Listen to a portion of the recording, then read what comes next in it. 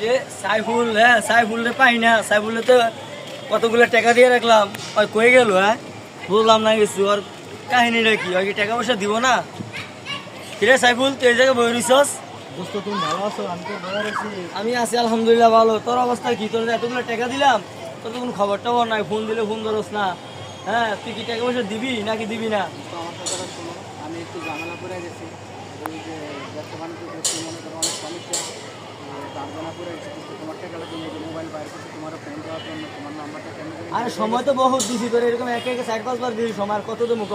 একটু সময় দিচ্ছে, আর একটু সময় দিয়ে বিশ্বাস না সময় দেওয়ার জন্য আমার টাকা লাগবো। টাকা দিয়ে দিবো। আর তুমি আগে নিটে লাইনে বই রইছ, হ্যাঁ বলায় বলায় থাকো, এগুলো ঠিক না। তুমি আমার ফোন দিলে ফোন ধরো না। না বুঝতে এমনি মনে করো বসে বসে চিন্তা করতেছি, তোমার মোবাইল বাইর করতে বিশ্বাস করো, তোমার নাম্বারটা ভুল হয়ে গেছে, কীভাবে জানি না। আচ্ছা পরবর্তীতে ফোন দিলে ফোন ধরিস, আর টাকাটা দিয়ে দিস। আচ্ছা ঠিক আছে দোস্ত, তুমি আমার কিছুদিন সময় দাও, আমি তোমার টাকাটা নিয়ে আচ্ছা ঠিক আছে, তোরা সময় দিলাম, তুই টাকাটা দিয়ে দিস। আচ্ছা ঠিক আছে।